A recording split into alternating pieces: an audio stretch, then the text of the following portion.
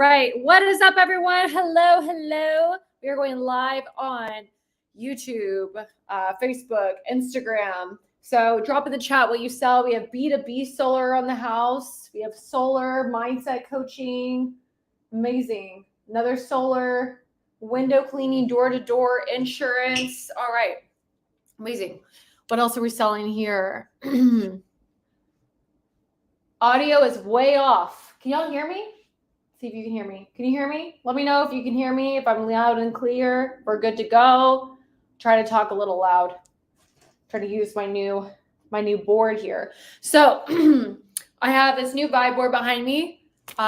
Gift of my boyfriend. So really, really awesome. Thank you, Jeremy, for my new board. I love it. Yes, we can hear on IG. Perfect. All right. Well, then let's roll. So today, we are going to be focusing on what we're trying to create, because I know a lot of the time we are all like, oh, it's a new year, new me, new goals, right? And we have this issue because we start having audacious goals for ourselves. And then all of a sudden we are in this crazy action plan. And then a few months later, it like dwindles and dies. So instead of thinking like, of a goal that you want to have this year, what if we were thinking to ourselves, like, who do we want to become in the process, right? Like, what type of woman or man do I want to be, right? Depending on who's listening. And like, where do I want to stretch into? This year, specifically us, breaking out and really help developing this methodology for women and really helping them this year is like a big aspiration for my heart. And our company has been able to really focus on helping women's clients as well as helping, everyone in the B2B space. We've been working with some guys in the B2B space as well and kind of helping their teams and building out their sales scripts and their sales processes. But I wanted to just kind of dive into like our methodology R.E.D today and give you a little bit of insight so that you can understand why this works and why this works with human behavior and like what actually is happening in your sales conversation so that you can see whether or not you're working way too damn hard and not getting what you're wanting, or really being the person that you want to be this year. I know that we all can grow and learn more and become more. I always want to become a better version of myself and to expand and to be able to do more, which means to be more successful. And, I don't think that money is everything, but being in a place where I was completely broke in my life and having nothing to be in a place now, I really feel like it gives you more ability to do things and to change your family's life and to be resourceful and make a difference, right? So top of the chat below, like one thing that'd be really cool if you got to do, like one really cool thing that's like making a difference, whether it's like something like that would be kind of scary for you and be like, I have no idea how I would do this, but it'd be so cool, right? Like giving my mom a new car. Like that would be the coolest thing if I could do that. That would be so cool. My mom, I literally went and I drove her car to the gym when I was visiting her last time, and it felt like a little motorboat. Like, oh God, horrible. But like giving her a new car, like that would be the coolest thing. And like, that's like a goal that I have on my list. Somebody said, donate a house to a veteran. That is so freaking cool. Someone said living next to the beach, making a life decision to generate residential income. Yeah. Changing the aspects of our family and what's possible for them. But in order for us to do and make a big difference, we have to first work on ourselves, right? We have to first figure out where we need to grow. And there's two aspects of this that I really, really think are important, which is to be successful, right? You need three things. Essentially, one, you need to be able to have the skills to become successful. The skill set, right? Specifically, we're talking about sales. If you don't have a skill set, if you really don't hone in on your craft and learn and develop that skill, it's going to be so difficult for you to be really good at what you do. You're going to work so much harder than everybody else and not get the results that you're wanting. Or you're going to be playing like the myth of like the numbers game. Having a higher skill level means that you make more money. You're paid based on the value that you bring to the marketplace. So the more money that you have, it's like the higher skill set that you have. Now, my guys are a little bit different than us ladies. Men, sometimes you can put your emotional stuff aside and really focus, but us ladies are sometimes affected. So I think what's also really important is that we also develop a good mindset, right? And having the tools to be able to help us so that when things get frustrated, we know how to differentiate the two. And the last one, having a lot of action, right? If you don't have great mindset and a great skill set and you're taking a bunch of action, like you're literally going to be throwing spaghetti against the wall hoping that it sticks, because it's going to be really frustrating for you taking all that action and not feeling good about yourself and not having the skill set. So a couple people, they said giving a full scholarship to someone who really needs it. That's so awesome. Or building a school for Gillard for behavior students or kids that need more support. Like, hell yeah.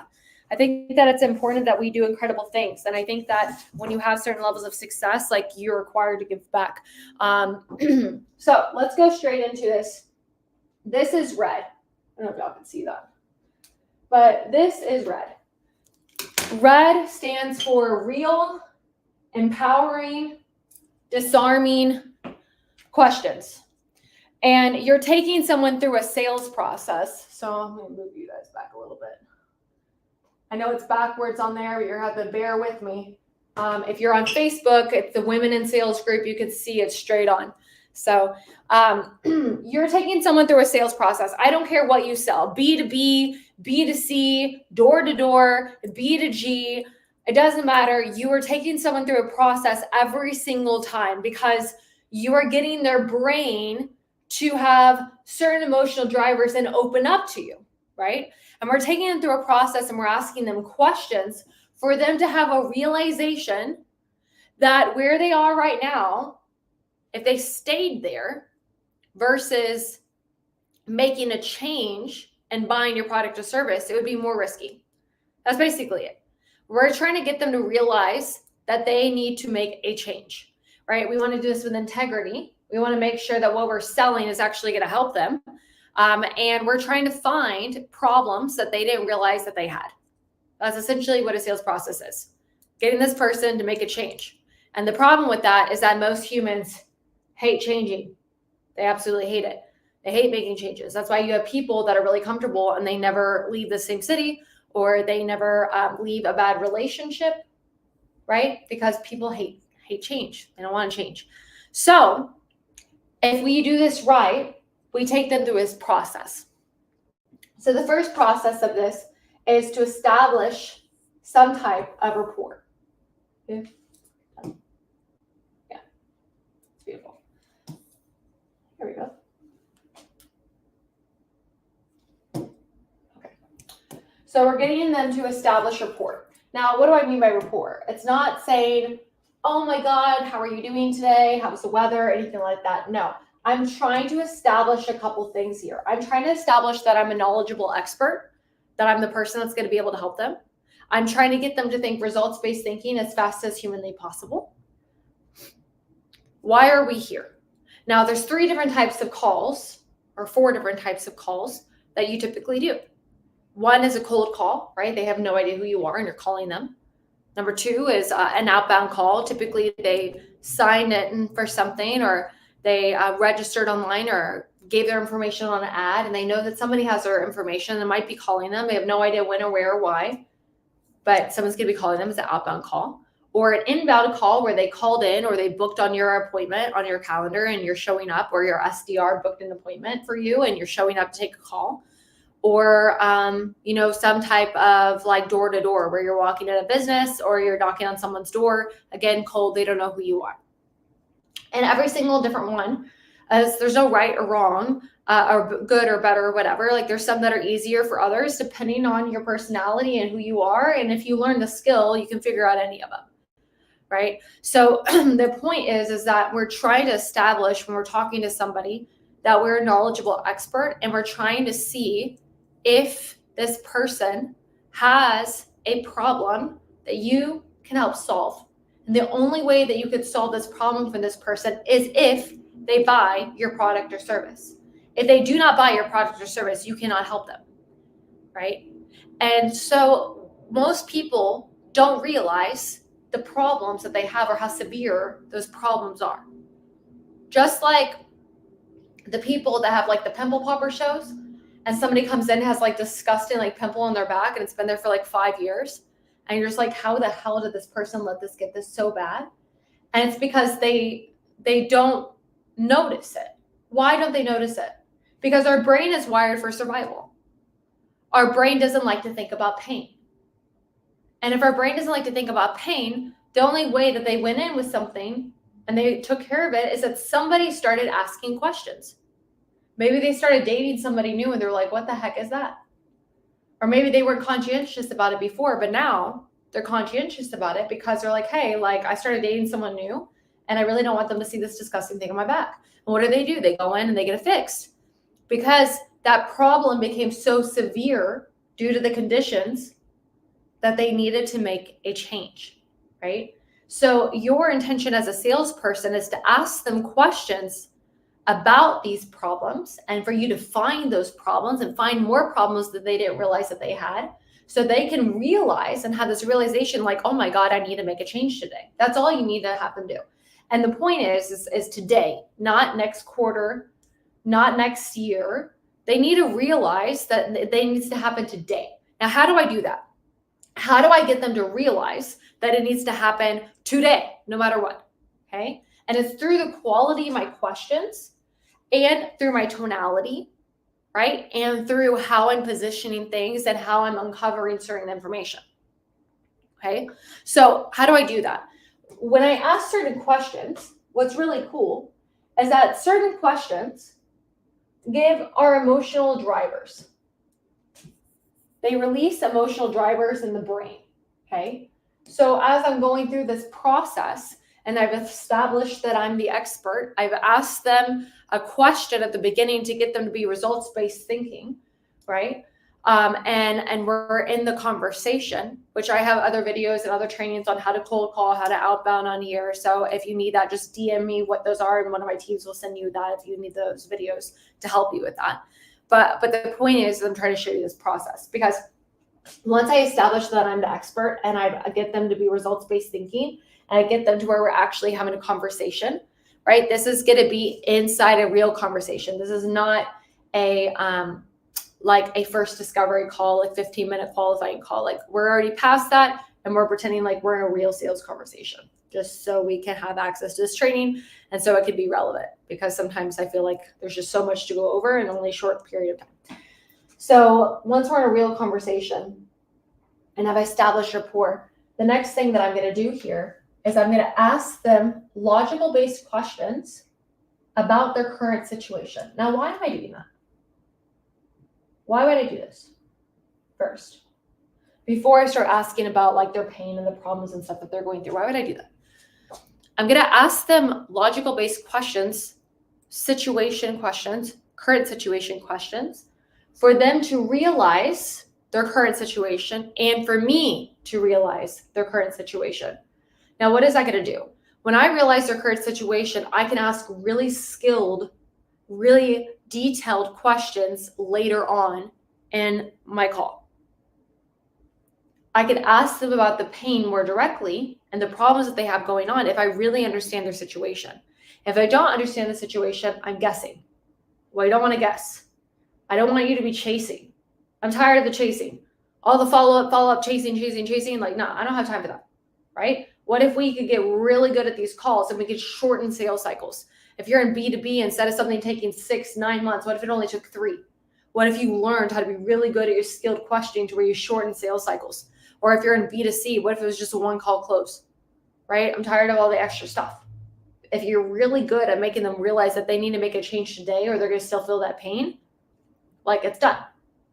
And as long as we're doing it with integrity and it feels authentic and real and we're not pressuring these people, like we're good.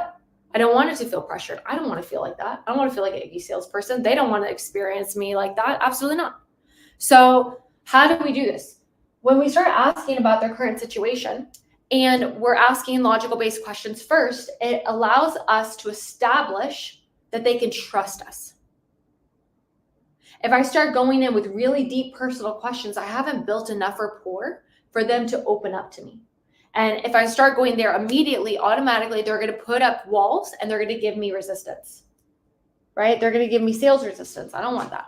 No sales resistance.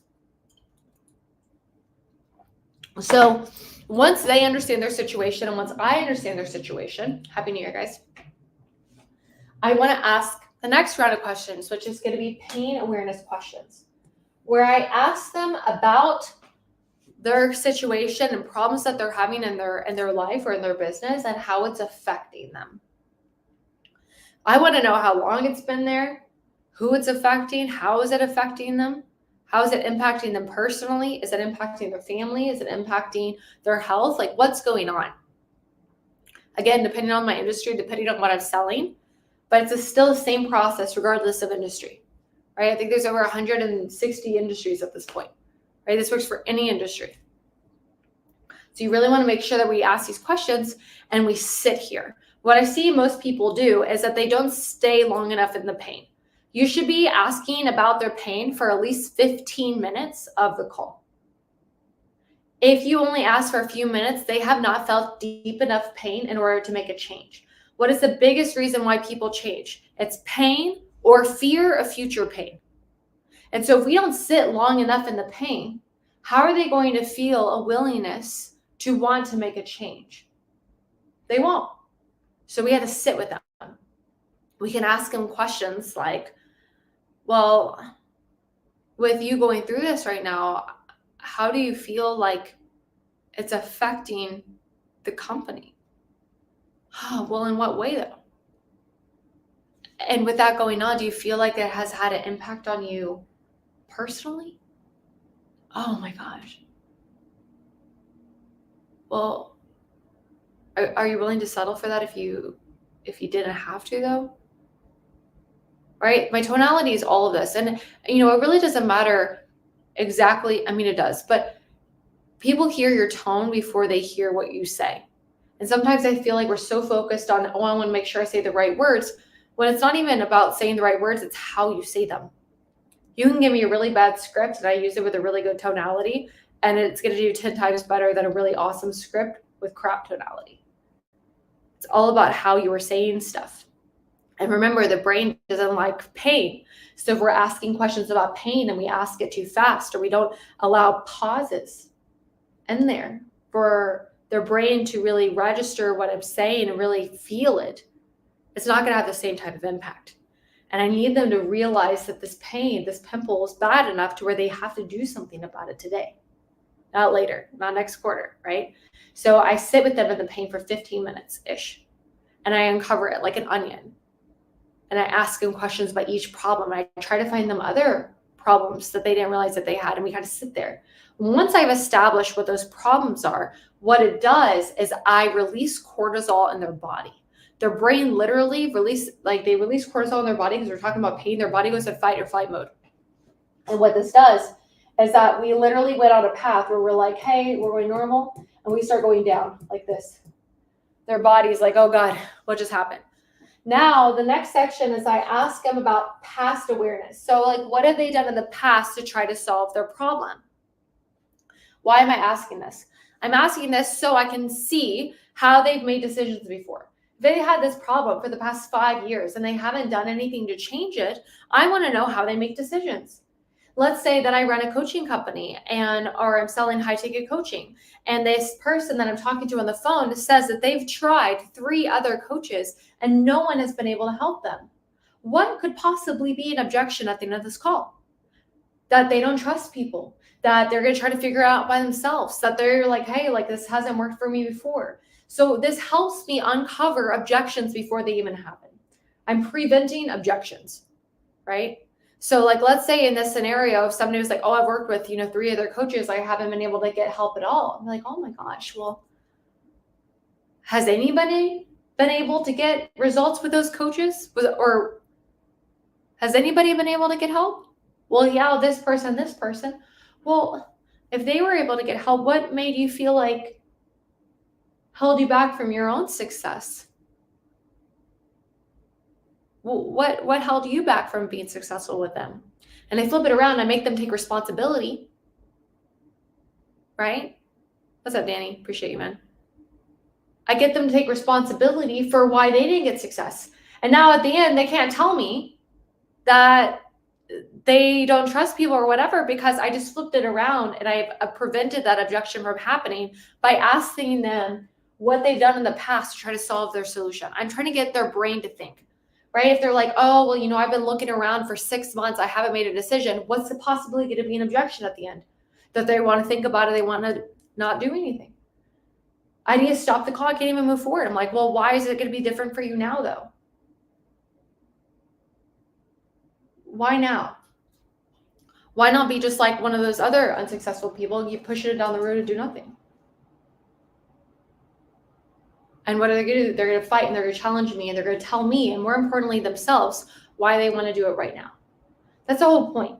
I'm not telling them anything. We are the least persuasive when we tell people what to do. Trust me, I know I have an 11-year-old little girl. We try to tell her things, it does not work, right? So we have to ask questions for them to realize and for them to tell me, and more importantly, themselves, why this is so important. I'm getting them to persuade themselves. I'm getting them to do all the work. I'm doing hardly any work. I don't want to do a lot of work. I'm tired. I have a lot of things to do. I don't want to do that much work. I'm getting them to do the work. Once I've asked them about the past, what they've done in the past to try to solve their problem, then I get them to envision what their future will look like once their newfound problem is solved. Now, when I do this, when they envision what their life will be like once their problems are solved, and I get them to see it and feel it, doesn't matter if they're in B2B, B2C, right? If they can envision their company, right, doing better, their team getting higher quality leads, or sales reps making more money and not leaving every single month, right? If I sold lead generation services, what that does in their brain, it releases oxytocin in their brain. It's really beautiful, right?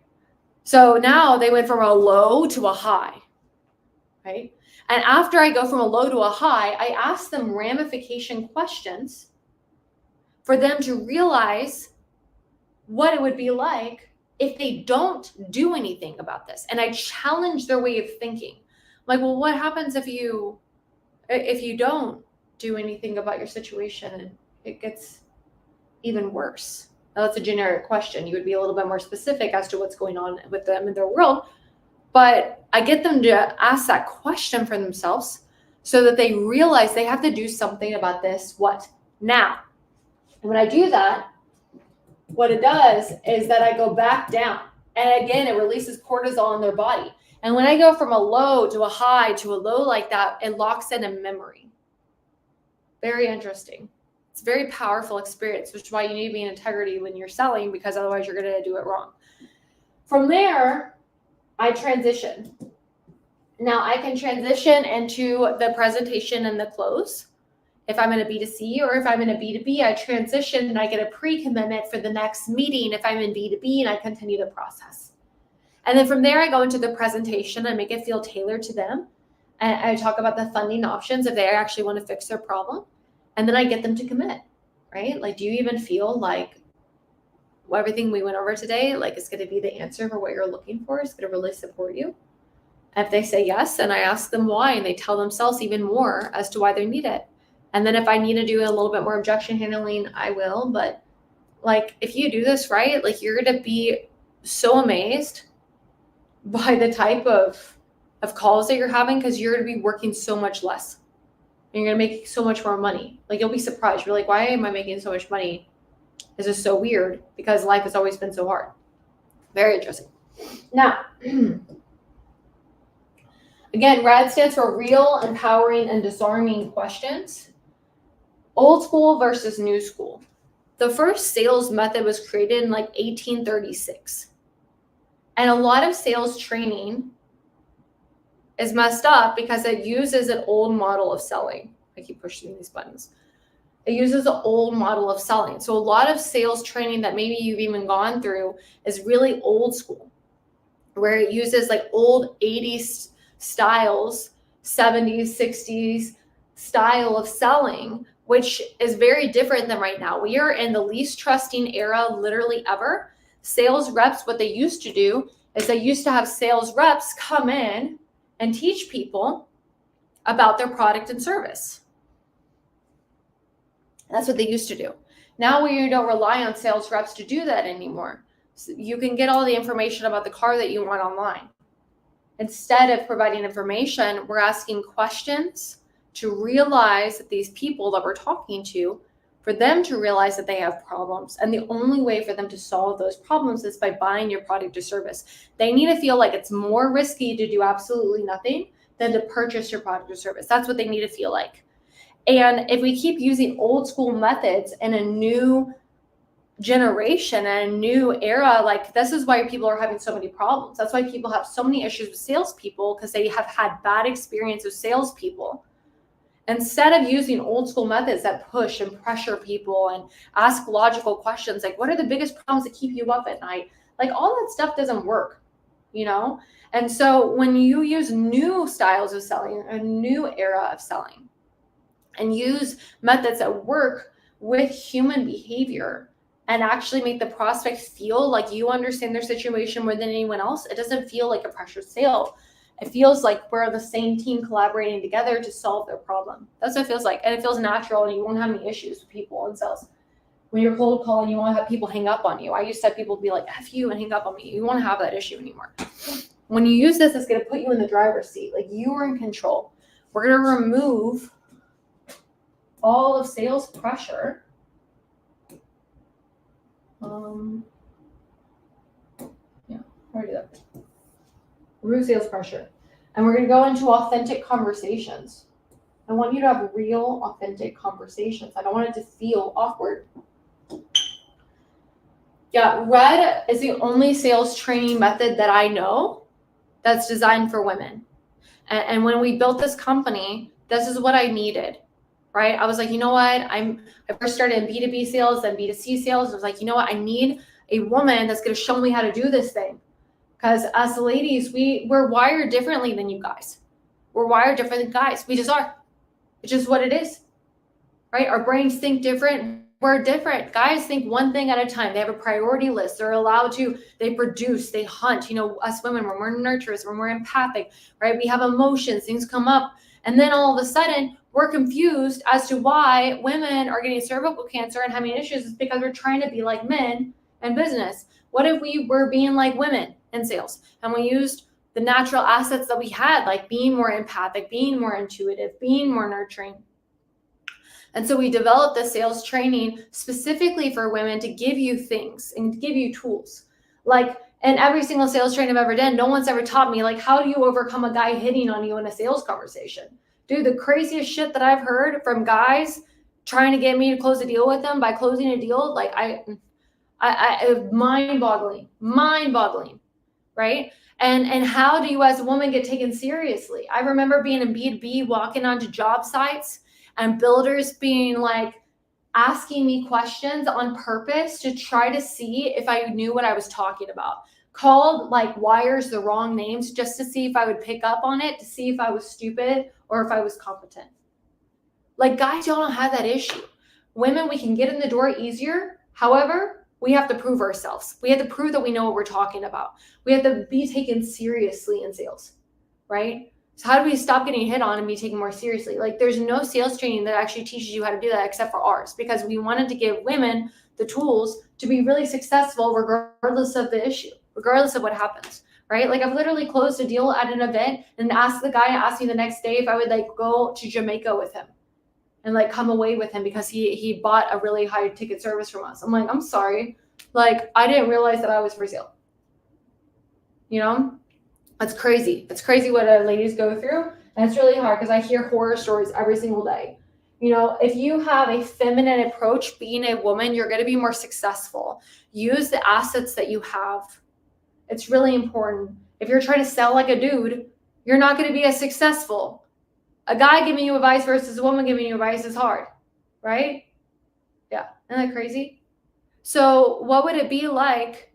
Thanks, Mia. Mia said, this training changed my life for good. Yeah, so when I met Mia, she lived in Mexico. She was charging $25 for her services. And then she started charging $5,000. She literally changed her life. It was freaking amazing. Proud of you, babe. So proud of you. And I think that's what's beautiful is that we get to honor each other. I love dudes for being dudes. I don't want to have to be a guy all the time, right? I used to have to always bounce back and forth from masculine to feminine and take care of my daughter. I love being around a man where I can just be myself and be feminine and be me. Like, we all have different roles, and I think that we get to honor those roles. I'm not here to say be feminist or anything. I'm not saying any of that. Like, all of us do you. But if we have certain assets as women, we should probably utilize them to be more successful in sales versus trying to be like a guy. It won't work. We will burn out. And if you're in sales and you've been in sales 3-4 months and you're newer and you're trying to be like a guy, you will notice that you are really burnt out. Because we're not wired like guys. Guys produce testosterone every 2 hours. Us takes almost 48 hours to produce the same amount of testosterone. And we're confused as to why we're tired. Because you're trying to be like a dude. Like, what are you doing? No. Okay, last thing. Oh, this is my thing again. If you are a lady on here and you feel like this is your year to really step into what's possible for you and who you can become as a woman, right? Like, how you can grow, how you can expand, how you can be more. Right? We have our training. We have a 3-month program and a 6-month program. So our 3-month program, Elite, we give you access to our advanced portal trainings, like 16 hours of training, as well as we do calls in the morning and the evening so that you can work during the day. We do objection handling. We do call reviews. We do a mindset call, help you break through whatever you're going through. We do role playing with you. We do script writing with you. We really support you. So if like you're finally at a place where you're like, hey, like I really, really want more, just DM me